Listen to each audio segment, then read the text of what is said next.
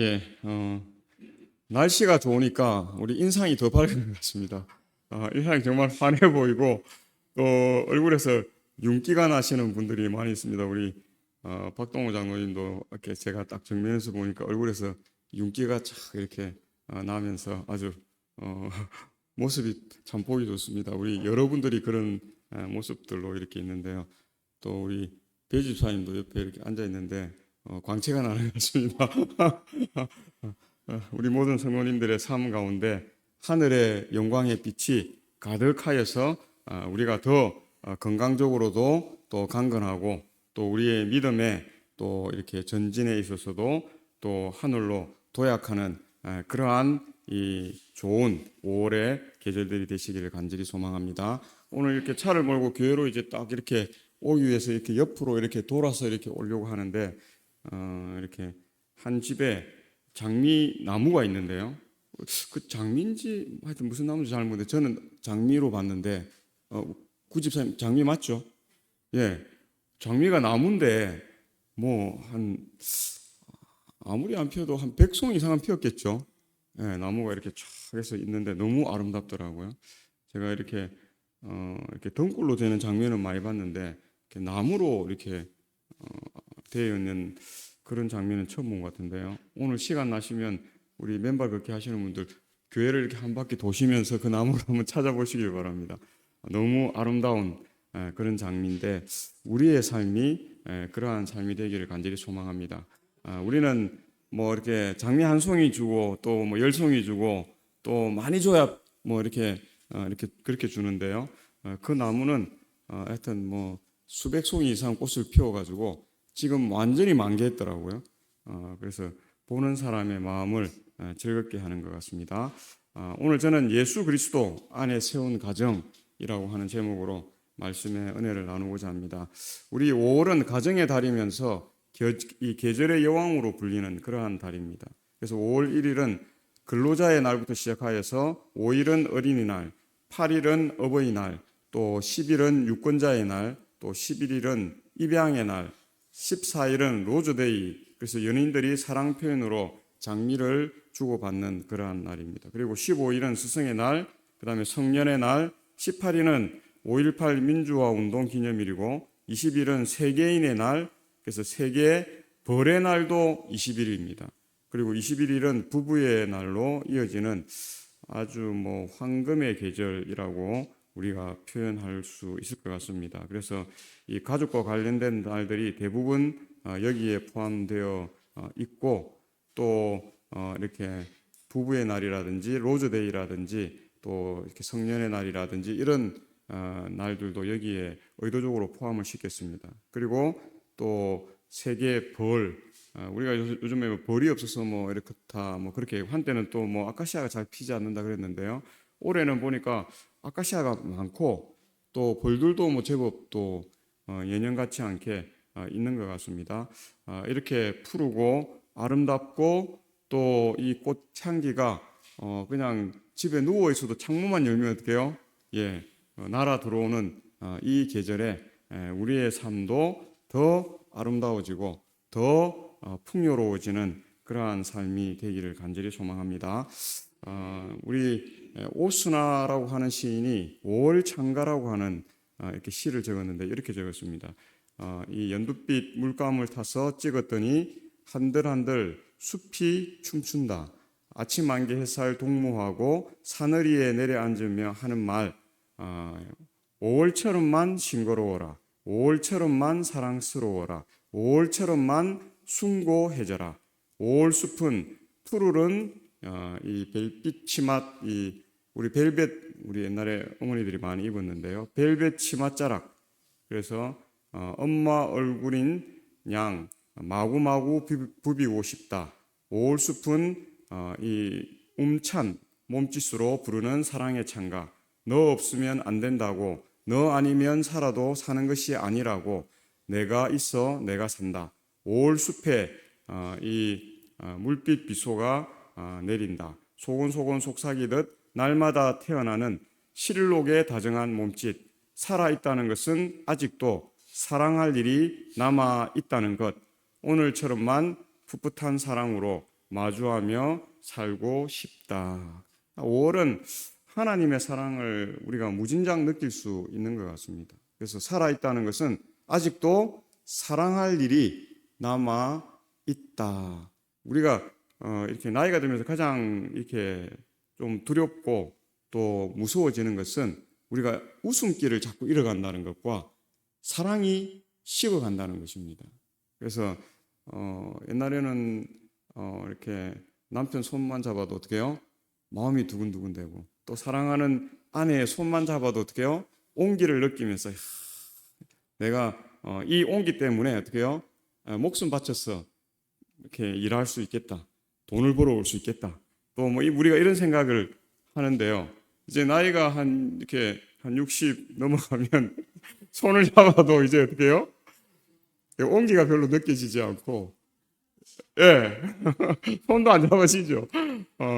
손 잡으면 뿌리치죠. 싫다고. 아유, 이제 뭐 이 나이 들어가지고 그렇게 하냐고 이제 그렇게 하는데요. 이게 참 이렇게 두려워지는 것입니다. 우리가 나이가 들면 들수록 더 웃을 일이 많아야 하고, 나이가 들면 들수록 더 어떻게요? 예, 사랑할 수 있는 마음.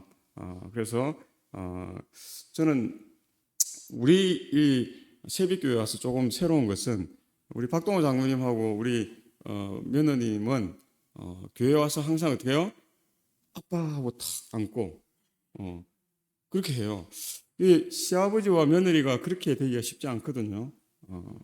제가 저희 동서가 제주도에서 이제 호남앞에 목회자인데, 제주도에서 목회를 한 10몇 년 했습니다. 12년인가 이렇게 했는데, 그 교회에 이제 이렇게 놀러 갔다가 이제 교회 이제 예배일이라 갔는데, 저희 처제가 그 교회 장로님이 한 4-5분 되는데 들어오는 장로님하고 다 어떻게 해요? 호응을 하는 거예요. 사모가 교회 장로님하고 호응을 하는데 참 신기하다, 제가 그런 생각을 했어요. 그래서 그렇게 되니까 교회 분위기가 환할까요? 아니면은 그렇게 찡그리고 뭐 이렇게 그거 할까요? 교회 분위기가 너무 환한 거예요. 장로님이 딱 입구에서 이렇게 60대 장로님들이 이제 이렇게 30대 사모가 딱 들어오면 장로님하고 안아주고 장로님하고 안아주고 이러니까 분위기가 교회 분위기가 완전히 달라요.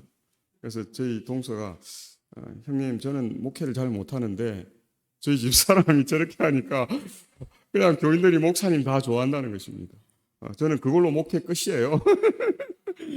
그렇게 농담처럼 그렇게 이야기하는 것을 제가 들었습니다. 이 5월이 우리에게 그렇게 따뜻하고 푸근하고 사랑이 넘치는 그러한 하나님의 사랑 안에 사는 계절이 되기를 주의 이름으로 축복합니다. 오늘 시편 본문 말씀 127편 1절인데요. 제가 시작하면 함께 읽겠습니다. 시작. 여호와께서 집을 세우지 아니하시면 세우는 자의 수고가 헛되며, 여호와께서 성을 지키지 아니하시면 파수꾼의 깨어 있음이 헛되도다. 이 솔로몬이 성전에 올라가면서 하는 노래고, 그래서 이스라엘 백성들이 성전에 올라갈 때 항상 이 노래를 불렀다는 것입니다. 하나님께서 집을 세우지 아니하시면 세우는 자의 수고가 헛되다. 여호와께서 성을 지키지 아니하시면 파수꾼의 깨어 있음이 헛되다. 우리가 구약과 신약의 일들을 통해서 이 부분이 얼마나 정확하게 그렇게 이루어지고 있는가 하는 것을 봅니다. 우리가 이 안식일을 기억하여 지키는 것은 하나님 중심의 삶을 추구한다는 것을 우리가 인정하고 또 하나님께 드러내고 또 세상에 또 나타내는 그러한 삶이라는 것을 우리가 보게 됩니다. 그래서 집을 세운다는 표현은 이중적 의미가 있다는 것을 우리가 잘 알죠. 그중 하나는 한 가정이 형성되는 것이며, 다른 하나는 그 가정 구성원이 거주할 건물적 의미의 처소를 짓는 것을 나타낸다 하는 것입니다. 그래서 우리가 이 교회를 부를 때도 그냥 교회 이렇게 하면 이 건물을 세상 사람들은 의미한다라고 생각하는 사람들이 많습니다. 그러나 조금 그 의미를 아는 사람들은 성도, 우리 거룩할 성자에 무리 도자, 그래서 성도, 이 교회는 뭐예요? 거룩한 무리들이 거하는 그러한 곳, 우리가 교회인 것입니다. 하나님 입장에서는 이 건물도 교회의 일부이긴 하지만 더 중요한 부분은 여기 있는 한 사람 한 사람이 어떻게 해요? 하나님의 교회, 그러한 연합, 그러한 무리라고 하는 사실입니다. 그래서 솔로몬은 집을 세우는 일이나 성을 지키는 일과 같은 일상적이고 필수적인 매일의 삶이 보다 더 하나님 중심으로 되어지기를 염원하면서 이 기도를 드리고 또 이러한 찬미를 또 지어서 백성들이 참여하도록 그렇게 했는데요. 그러면서 여호와께서 아니하시면 이 절은 여호와의 복이 우리의 교회에게 함께하지 않으면 어떤 사업을 시도하는 것도 무익하다 하는 것을 말하는 것입니다. 종국적으로 그런 것입니다. 결과적으로 하나님과 함께하지 않는 일은 무익하게 되는 것입니다. 그래서 우리가 모든 것을 두고 가야 하고 또 죽음으로 끝내야 하고 또 단절되는 그러한 삶으로 이 종국이 이르러 오기 때문에 그렇다는 사실을 우리가 보는 것입니다. 그래서 이 수고라고 하는 히브리어 이 아말은 피로와 고생을 수반하는 노고를 강조하는 말이다. 그래서 혹자는 그런 이야기를 하죠. 인생의 이 모든 것들은 수고와 고생과 또 고통과 눈물이라고 그렇게 이야기합니다. 그래서 야곱은 이렇게 하나님의 고센 땅에 들어오기 전에 그가 그의 노력으로 살려고 했던 그 수많은 이 130년 이 세월을 어떤 것이라고 이야기했어요? 험악한 세월이라고 그렇게 이야기했어요. 우리 번역본들마다 그것을 달리 표현하는데요. 그 험악한 세월은 이 하나님과 함께 하지 아니했기 때문에 무익한 그러한 삶이었다는 사실을 말해주고 있습니다. 그래서 우리가 아는 바대로 야곱은 그가 130년 동안 벌었던 그 모든 일들을 흉년 3년 만에 어떻게 해요? 그 재산을 다 허비하게 됐습니다. 왜냐하면 애굽에 가서 양식을 사와야 되는데 보통 양식으로는 먹을 것을 주지 않는 것입니다. 한 1년 먹을 양식을 갖고 오기 위해서는 어떻게 해요? 그의 재산 3분의 1을 줘야 하는 것입니다. 그 다음에 또 3분의 1을 주고 그래서 재산이 3년도 못 버티고 어떻게 해요? 그의 재산이 다. 그래서 하나님께서 그의 수고와 그가 처세술이 가장 성경에 나오는 인물 가운데 처세술이 가장 좋은 인물 중에 한 사람이 누구예요? 야곱입니다.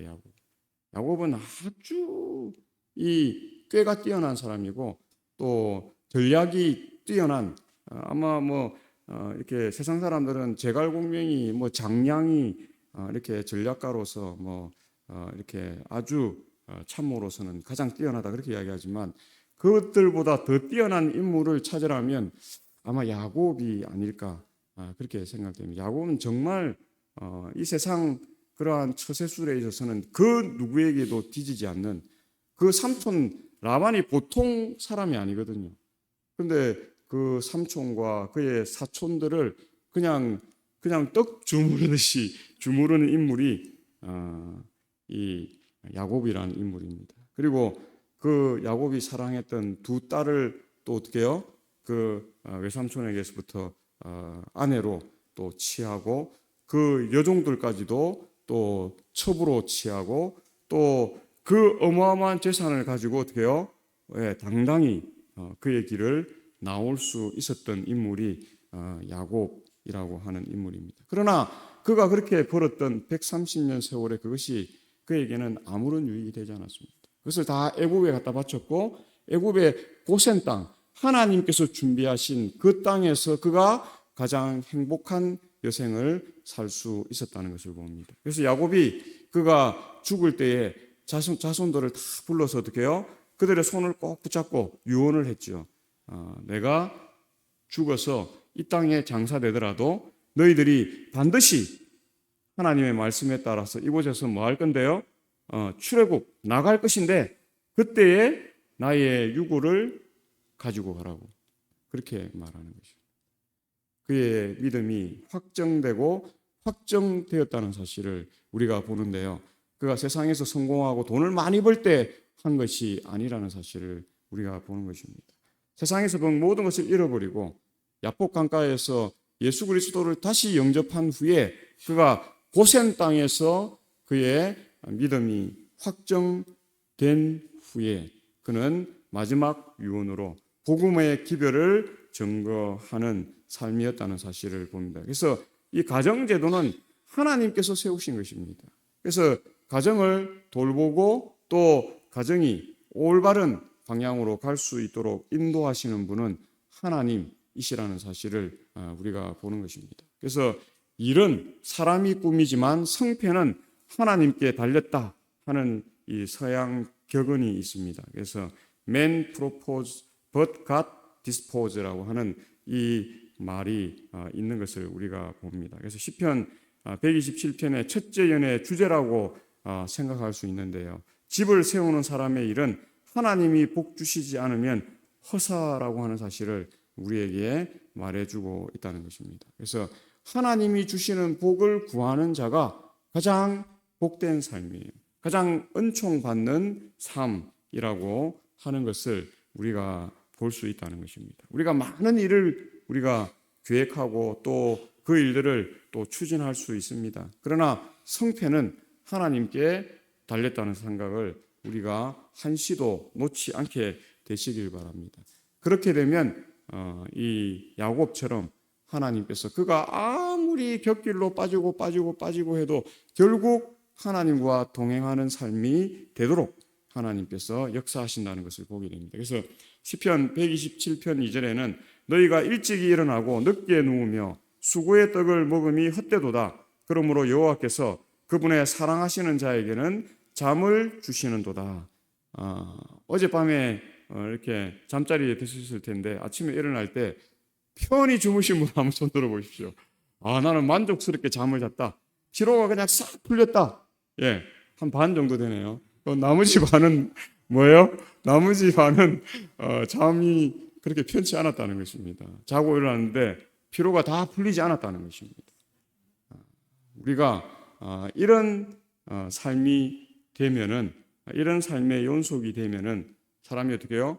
불면증에 시달리고 그 불면증은 우리를 어떻게 해요? 힘들게 하고 우리의 육신을 약하게 하고 우리의 정신을 흐리게 하는 그러한 일이 있게 된다는 것입니다. 그래서 잠을 잘 자는 것, 쉼을 잘 가지는 것, 휴식하는 일을 통해서 평안을 가지고 복을 받는 삶이 되도록 하나님께서 하셨다는 것입니다. 그래서 우리가 세상 일은 그걸 가지고 뭐 이틀씩, 한 주일씩, 1년씩, 뭐 한 달씩, 뭐 평생을 그렇게 고민하고 걱정하고 수고하고 노력하는 그러한 삶이 되도록 하나님께서 하시지 않으셨다는 것입니다. 그날 걱정은 그날로 우리가 뭐 해야 돼요?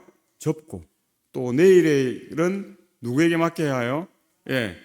날의 주인, 시간의 주인이신 하나님께 맡기고 또 우리는 우리에게 주어진 달란트를 통해서 그 일들을 위해서 노력하고 살 때에 하나님께서 어떻게 해요?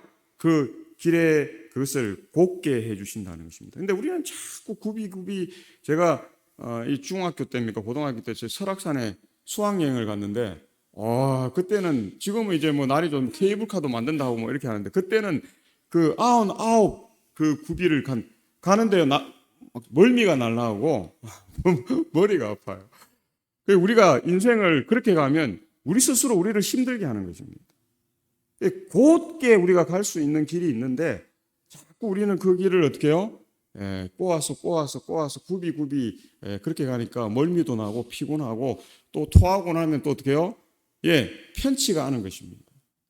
아주 불편하고 아주 힘든 그러한 삶. 그래서 우리가 일찍 일어나고 늦게 누우며 수고의 떡을 먹는 이 일들이 헛된 삶이 되지 아니하고 하나님께서 그분의 사랑하는 자에게는 이 평탄한 길을 통해서 평안한 길이죠. 그래서 길이 꼭 뭐 이렇게 큰 길이고 뭐 고든 길이다 하는 의미가 아니라도 우리가 조금 이렇게 둘러서가고 조금 이렇게 간다 할지라도 편안한 길, 또 하나님께서 주시는 그러한 기쁨의 길을 가게 될 때에 조금의 노고와 또 이렇게 돌아서 가는 그 길이 우리에게 부담이 되지 않고 우리에게 무거움이나 어떤 멍해가 되지 아니하고 가벼움으로 우리에게 증거되는 그러한 삶이 오늘 우리의 삶이 되시기를 주의 이름으로 간절히 축복합니다. 우리 재림교회 성경구석 8권에는 6권에는 이런 말씀이 있습니다. 그 사랑하시는 자에게는 잠을 주시도다 하는 부분을 주석하면서 이 절에서 말하는 자들은 염려스러울 정도로 일하는 자들, 즉 그들의 끊임없는 걱정 때문에 생애에서 기쁨을 얻지 못하는 자들이다. 그들은 일찍부터 늦게까지 일하고 물질적인 것들에 관하여 너무도 관심을 갖기 때문에 안락한 잠을 즐기지 못한다. 하나님을 조용히 의지하고 쉬는 자에게는 이런 일이 없다. 그러나 이 절은 게으름을 제거하는 것이 아니고 하나님을 의지하는 대신에 안달하고 걱정하는 자들에게 대한 책망이다. 그래서 우리가 편한 잠, 편한 인생을 즐기지 못하는 것을 하나님은 뭐 하신다고요? 책망하신다. 그렇게. 그것은 하나님이 의도한 뜻이 아닌 것입니다. 그러나 또 이것이 게으름을 하나님께서 인정하는 것도 아니다 하는 것입니다. 그래서 우리에게 하나님께서 적절한 육체적 노동을 주셔서 그 노동을 통해서 우리가 생애하도록 하고 더 건강하고 더 활력과 활기가 있는 생기 있는 삶을 살도록 하신 것이기 때문에 우리가 적절하게 우리가 이렇게 일을 하면서 또 우리가 이렇게 우리의 육체를 활용하고 우리의 두뇌를 활용하고 우리의 모든 이 관절들을 우리가 사용하는 것들은 참 중요합니다. 그것이 우리를 더 원활한 건강 가운데 생애할 수 있도록 하는 것이기 때문에 그렇습니다. 그럼에도 불구하고 그것이 너무 지나쳐서 우리가 이렇게 하나님을 의지하는 대신에 안달하고 걱정하는 그러한 삶 가운데 너무 아침부터 너무 늦게까지 이렇게 일 중심적인 삶을 사는 것, 그것은 하나님께서 원하지 않는다는 것입니다. 하나님은 24시간 일하시죠. 1년 365일 일하십니다. 하나님은 시작부터 끝까지 일을 하십니다. 근데 하나님의 그 일은 우리가 생각하는 것처럼 막 힘들고 막 자고 나면 아이고 허리야, 아이고 다리야, 아이고 등이야, 막 이런 일이 아니에요. 하나님은 뭐 시작부터 끝까지 일하시지만 그런데 일을 하고 나면 더 정진되고 기쁨이 많고 또 하나님의 이 창조의 세계를 유지하고 하는 모든 부분에 하나님께서 그 사랑이 더 충만해지고 더 은혜로워지는 그러한 사역, 그러한 일을 하신다는 것입니다. 그것이 하나님께서 우리에게 바라시는 사명 감당이고 또 그러한 일을 통해서 우리의 삶이 더 하늘과 맞닿은 그러한 삶이 되기를 원하신다 는 것입니다. 그래서 우리가 하나님을 의지하여 쉬는 삶, 이것이 안식일이죠. 안식일은 참 중요합니다. 안식일은 내가 뭐 일주일 내내 열심히 일하기 때문에 내가 이렇게 살아요 하는 것이 아니라 어떻게 해요? 내가 하나님의 말씀에 따라 그렇게 살다가 뭐 여섯 동안 다 이루지 못해도 그것을 중단하고 멈추고 그렇게 할 수 있는 것이 누구 때문에요? 하나님이 계시기 때문에. 이제 내가 할 일은 내가 다 했고 이제 어떻게 해요? 나머지는 하나님께 맡기니 하나님께서 채워주십시오. 그래서 우리가 엿새 동안 일한 것보다 안식일에 받는 이 복이 더 많다는 것을 우리가 깨닫도록 하나님께서 하시고, 그래서 하나님의 이 은혜, 일은 내가 할 테니 너희는 어떻게 해요? 하나님의 사역에 동참하여서 그것을 청지기로서 관리하면서 그 기쁨이 배가 되는 그러한 삶이 되어라. 그렇게 하나님께서 말씀한다는 것입니다. 그래서 이 어윈 루처 목사는 이런 이야기를 했습니다. 하나님이 우리의 삶에 가져오시는 모든 것에는 한 가지 목적이 있는데 그것은 우리가 그리스도의 형상을 닮아가는 것이다. 그렇게 말을 하고 있는 것입니다. 이것이 우리가 이 땅에서 사는 삶 가운데 가장 중요한 이유예요. 우리가 평생 죽도록 무릎이 다 닳고 연골이 다 닳아 없어지고 뼈가 연골도 없어지고 뼈가 닳아가지고 할 정도로 일을 해보세요. 우리가 내가 이렇게 열심히 일했기 때문에 만족한다 할 사람 세상에 아무도 없습니다. 더 가져야 되고 더 많은 것을 누려야 되고 더 많은 것을 활용하고 싶은 그러한 마음. 그래서 세상에 성공한 사람들 한번 보십시오. 밤잠을 못 자고 이 기업들을 유지하기 위해서, 그의 사업을 유지하기 위해서, 그의 어떤 일을 하기 위해서 그렇게 하는 것을 봅니다. 그래서 우리가 아는 대로 카네기라든지 이런 사람들은 젊을 때 병이 왔죠. 그래서 나중에 어떻게 합니까? 40대에 병이 와서 의사가 3개월 못 산다. 그렇게 이야기하니까 그가 어떻게 해요? 이제 하나님의 말씀에 따라 살아야 되겠다. 그래서 남을 돕고 뭐 그래서 그가 이렇게 그랜드 피아노만 교회에 기증한 게 4천 몇백 개라 하죠. 그리고 교회를 세운 게 몇백 개고 그가 헌신한 자금이 이렇게 돈이 엄청나다고 제가 이렇게 봤는데 지금은 이제 잊어버렸는데요. 그 돈들이 어마어마해요. 그래서 이제는 베푸는 삶, 또 함께하는 삶, 나누는 삶 가운데 기쁨을 누리는 삶. 그래서 자기가 기증했던 교회에 가보니까 그 피아노로 반주하면서 교인들이 이 찬미 부르고 하나님께 예배하는 모습을 보고 기쁨이 배가하고 하니까 죽지 않고 어떻게 했어요? 예, 3개월 만에 죽지 않고 50몇 년을 더 살았다는 것입니다. 40대에 죽어야 할 사람이 90대에 죽었어요. 그러니까 우리가 어떤 마음을 갖고 사는가 하는 것에 따라 우리의 삶이 완전히 달라질 수 있다. 그때 당시에 그에게는 불치의 병이었지만 그가 어떻게 해요? 그의 마음을 바꾸고 하나님의 사랑을 실천하니 그가 더 많은 세월, 죽는다고 한 세월보다 더 이렇게 긴 세월을 그가 살 수 있었다 하는 것을 보는 것입니다. 그래서 잠언 5장 9절로 11절에도 두렵건대 내 존령이 남에게 잃어버리게 되며 내 수완이 잔인한 자에게 빼앗기게 될까 하노라. 두렵건대 타인이 내 재물로 충족하게 되며 내 수고한 것이 외인의 집에 있게 될까 하노라. 두렵건대 마지막에 이르러 내 몸, 내 육체가 쇠약할 때에 내가 한탄하였다. 그렇게 말하는 것을 보게 됩니다. 우리 구하라라고 하는 연예인 아시죠? 죽은 지가 한 제법 되는데요.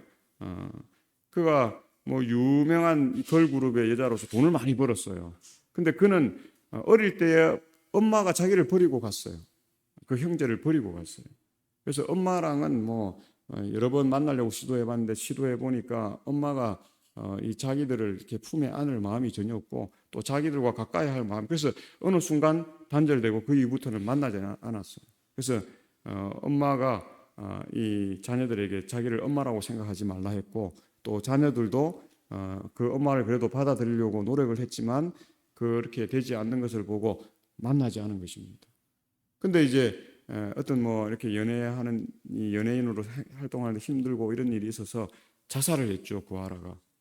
근데 그 구하라 재산이 많다는 이야기를 듣고 제일 먼저 그 유산을 신청한 사람이 누구라고요? 그 엄마예요. 그래서 우리가 지금 구하라법을 만들어서 자녀를 돌보지 않은 가족들, 부모들, 형제들 이런 사람에게는 재산을 주지 않는 법을 만들어야 된다. 막 그런 일들을 하는 것을 우리가 보는데요. 그런 일들은 세상에 너무 많은 것입니다.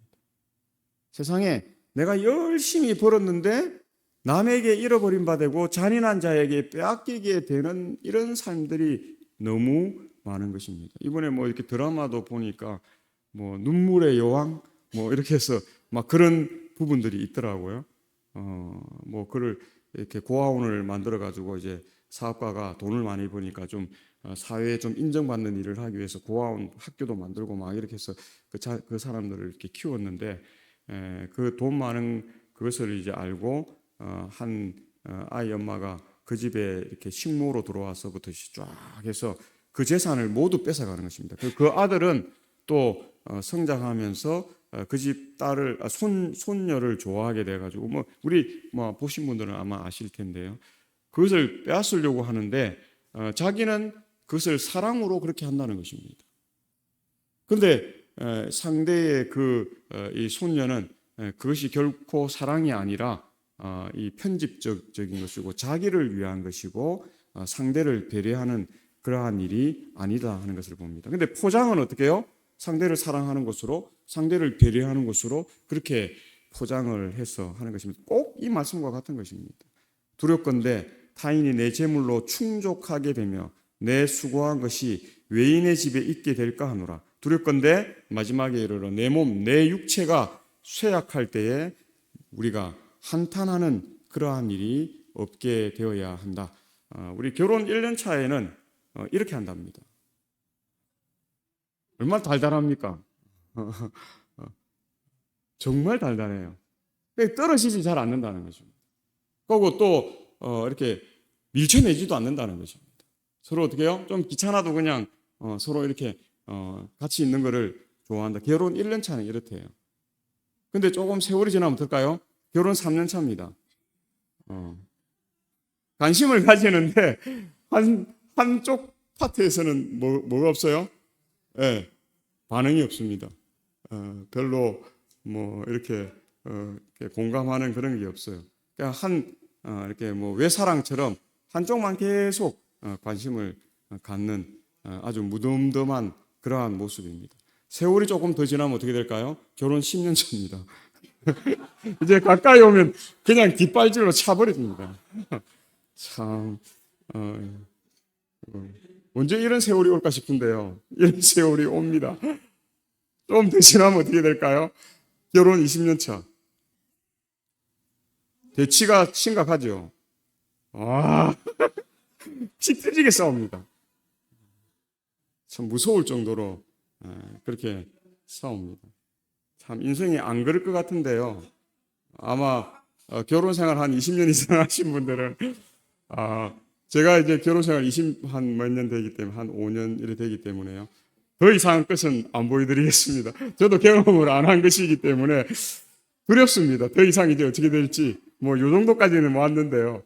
요 정도에서 멈췄으면 하는 마음이고 그냥 앞에 1년 차처럼 돌아갔으면 하는 그런 마음입니다. 시대의 소망 151쪽에 있는 말씀, 예수님은 그들의 일상일터에서 만나셨으며 그들의 세상에도 관심을 나타내셨다. 그런 교훈을 가정으로 가지고 들어가셔서 그 가정 안에 있는 가족들로 그분의 신령한 임재의 감화를 받게 하였다. 그렇게 말합니다. 가정과 가족 제도는 하나님께서 만드신 거예요.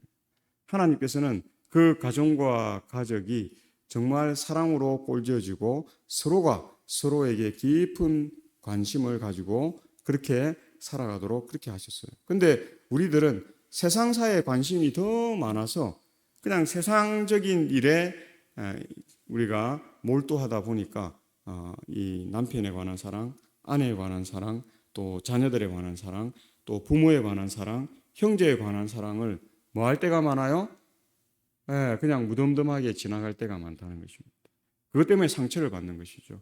그래서 우리는 무덤덤하게 지나가야 할 그 시점에 우리가 자꾸 어떻게 해요? 말로 또 애정을 표현하고 과시하고 드러내는 그러한 일들을 해야 한다. 저는 젊을 때 그런 일을 참 잘했던 것 같아요. 근데 결혼 한 20년 지나니까 저희 집사람한테 이제 한 번씩 들리는 이야기가 변했다. 그런 이야기를 자꾸 해요, 저한테. 변했다. 옛날 같지 않다. 또 옛날에는 참 다정다감했던 것 같은데 지금은 좀 많이 무뚝뚝해졌다. 그렇게 이야기해요. 저도 이제 뭐가 자꾸 식어가고 있는 거예요? 사랑이 자꾸 식어가고 있는 그런, 우리나라 사람들이 그렇게 하죠. 잡은 이 고기에게는 뭘 주지 않아요? 주지 않잖아요. 그런 것처럼 제가 그렇게 되려고 해서 되는 게 아니라 이게 자연스럽게 이제 나이가 들고 또 늙어지고 또 기능들이 하나씩 하나씩 약해지면서 자연스럽게 그렇게 되는 거고. 저는 제가 어릴 때에 뭐 이웃 어른들이나 이런 분들이 각방 쓴다 뭐 이런 이야기 많이 들었어요. 그래서 지금은 그냥 아파트 안에 그거니까 뭐 각방 쓴지 잘 모르지만 옛날에는 이렇게 집이 이렇게 따로따로 돼 있었잖아요. 사랑방, 안방 뭐 이렇게 돼 있어서 각방 친구 집에 놀러 가면 아버지는 저쪽 사랑방에서 나오고 어머니는 안방에서 나오고 그래 참 신기했어요. 왜 부부가 방을 달리 쓸까? 근데 저도 한 20년 지나니까 방을 달리 쓰는 게 편해요. 희한해요. 그래서 한때 저희 집 사람이 당신 저 방에 가서 살아 이럴 때는 참 싫었거든요. 근데 저 방에 가서 살다 보니까 어느 순간 그게 뭐예요? 편해졌어요. 그냥 뭐 내 하고 싶은 대로 하다가 그냥 자면 되니까 편하더라고요. 근데 그런 생활을 몇 년 하다 보니까 이제는 어떻게 해요? 이거 바꿔야 되겠는데. 이거는 좋은 게 아닌데 자꾸 그런 생각이 들어요. 근데 슬그머니 이제 안방으로 가면 저희 집 사람이 어떻게 해요? 그냥 슬금 모른 척하고 그냥 옆에서 자도록 두면 될 텐데 꼭 뭐예요? 발기질을 하거나 한 번씩 저를 안방에 들어오지 말라고 그런 이야기예요. 참 마음이 짠하고 아플 때가 있는데요. 하여튼 이게 우리의 마음대로 되지 않는 것이고, 그것이 어떤 의미에서 인생의 이렇게 노년의 좀 씁쓸함이라고 해야 되나요? 좀 그런 것이 있다는 것입니다. 그래서 이것을 우리가 개선하지 않으면 또 여기에 우리가 이렇게 굳은 결심을 가지고 내가 이것을 바꿔야 되겠다 하는 마음을 갖지 않으면 참 이게 쉽지 않습니다. 왜냐하면 다 생각이 다르고 제 생각 다르고 저희 집사람 생각 다르고 아이들 생각 다르고 부모님 생각 다르고 형제들 생각 다르고 교인들 생각 다르고 이웃 생각이 다릅니다. 직장 동료들의 생각 다 다르고 그렇기 때문에요. 우리가 하나님의 뜻을 쫓아 사는 그래서 그분의 신령한 임재에 감화. 그래서 성령 하나님을 우리의 마음에 자꾸 모시는 훈련을 하지 않으면 우리가 하나님과 가까워질 수 있다고요, 없다고요? 가까워질 수 없습니다. 하나님을 자꾸 각방서게 하고 어떻게 해요? 하나님을 자꾸 하나님 문을 닫아가지고 하나님을 자꾸 밖에서 우리 마음 문을 자꾸 놓고 하는데 하나님 잠깐 이따가 들어오시라고 뭘 급하시냐고 한 며칠 있다가 오시라고 저 여행 갔다 오시라고 그렇게 옛날에 저희 집 사람은 제가 여행 가는 것을 좀 힘들어했어요. 그래서 저도 여행 갈 때 좀 부담됐어요. 우리 집 사람이 힘들어하니까 교회에 혼자 툭 이렇게 두고 가는 게 또 멀리 가고 이렇게 하니까요. 근데 요즘 저희 집 사람은 제가 한 4일 어디 출장 간다 하면 좋아합니다. 내심 내가 나는 뭘 해야지 자기 일정을 딱 만들고 밥 안 해줘도 되고 안 해도 되니까 자기 일정 딱 맞춰서 이렇게 하거든요. 좀 씁쓸하죠. 갈 때 그래도 좀 여보 이라고 좀 이렇게 좀 애틋하게 보내야 되는데 그냥 별로 이렇게 무덤덤하게 옛날에는 그래 안 했는데 지금은 그러니까 서로 저만 사랑이 식는 게 아니라 어떻게요? 나이가 들어감에 따라서 우리의 온기가 식어지면서 다 그렇게 되어가는 모습을 우리가 보는 것입니다. 그래서 오늘 우리 본문에서 시편 127편 3절에 보라 자식들은 여호와의 기업이요 태의 열매는 그의 상급이로다 그렇게 말합니다. 그래서 우리가 하나님의 기업과 상급을 얻을 때는 참 기쁨이 충만하죠. 그래서 아이들을 키울 때 얼마나 행복합니까? 그래서 부부간의 사랑에서 자녀의 사랑을 우리가 넘어가는데 아무런 이 장애가 없이 넘어가고 그래서 자녀들을 키울 때는 참 행복하고 의미가 있고 그렇게 했어요. 근데 이제 자녀가 커서 어떻게 해요? 부모 곁을 떠나면 그 허전함을 메꿀 수가 없어요. 어떻게 할 방법이 없어요. 그 자리를 메꿀 존재는 누구밖에 없어요? 부부밖에 없어요. 부부밖에.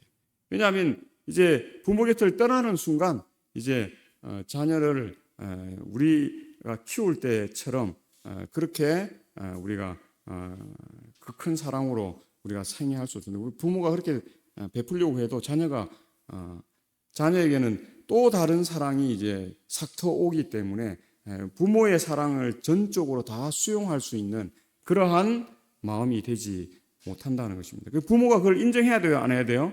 인정해야 돼요. 그래서 자식이 출가하고 해서 어떻게 해요? 부모 곁을 떠나 보낼 수 있는 부모가 되어야 하고 자녀들도 그 부모의 그 큰 사랑을 받고 자랐지만 어느 순간 다른 사랑이 왔을 때 그 부모의 곁을 할 수 있는요? 떠나갈 수 있는 자녀가 됩니다. 그런 부모가 훌륭한 부모고 그러한 자녀가 훌륭한 자녀라고 하는 사실입니다. 그 끈을 놓지 못하면 부모도 괴롭고 자녀도 괴롭습니다.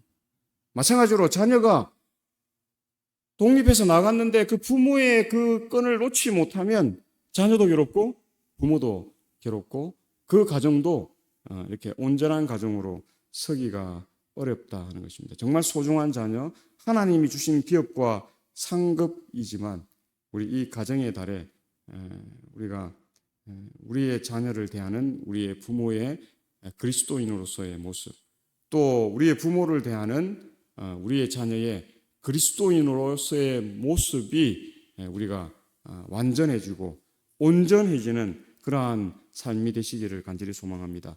오늘 본문 둘째 여는 아버지의 이 아버지됨의 기쁨을 높이 찬양하는데요. 언뜻 보기에 이 주제들은 서로 독립되어 있는 것처럼 보입니다. 하지만 그것들은 히브리인들의 마음속에는 밀접히 연관되어 있습니다. 그래서 집과 아버지됨, 그 집에는 누가 있습니까?